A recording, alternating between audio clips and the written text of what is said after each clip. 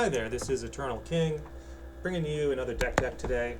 So I want to talk about Shivana, and specifically the Shivana changes. So, previously we talked about Illoy being a great counter to the previous meta, post-nerfs. So things like Swain Illoy and things like that, Demacia Illoy just kind of out-tempoing, as well as the aggro scene, so Fizz Samara and all that stuff. Demacia Illoy would just poop all over that, 8-game wins in a row, that sort of thing. So the standard meta has already shifted. We're now on to outscaling. So if you can't out-tempo someone, outscale them, small brain stuff. So, kind of looking at, I'm not going to say this deck is top tier.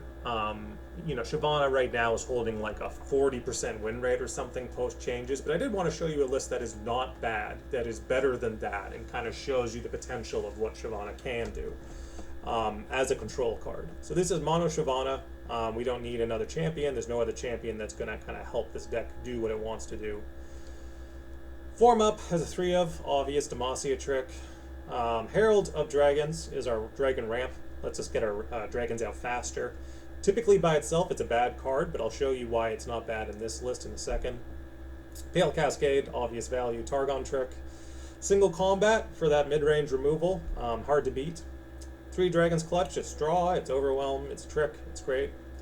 Ruined Dragon Guard, of course, it's providing your dragons with an additional Fury trigger. It's a 3/4 by itself on 3, so it's like already a fine body. Strafing Strike was buffed, it heals for 5. So that means that it's basically, if you strike something with a full health dragon, it'll heal to full every time. So, very good card. Draconic Bands as a 3 of. So basically the biggest, one of the biggest problems with dragons is that your non-dragon units are very fragile. So, Herald of Dragons gets played on 2.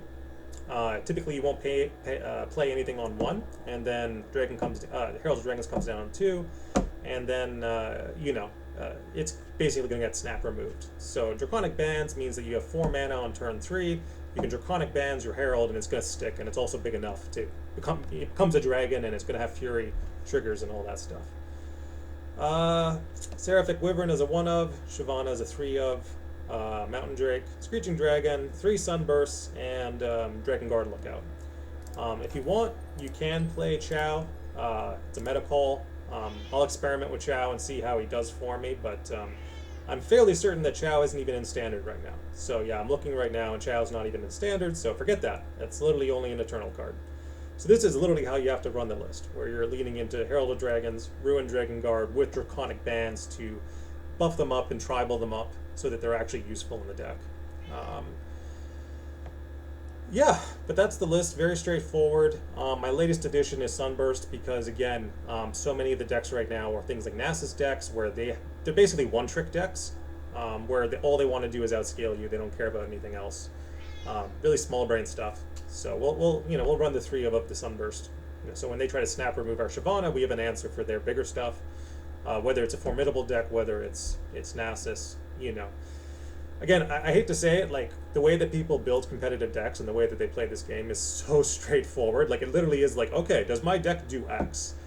Is it going to out-tempo? And it's like, oh man, well, my decks can't out-tempo the competition anymore because there's better decks.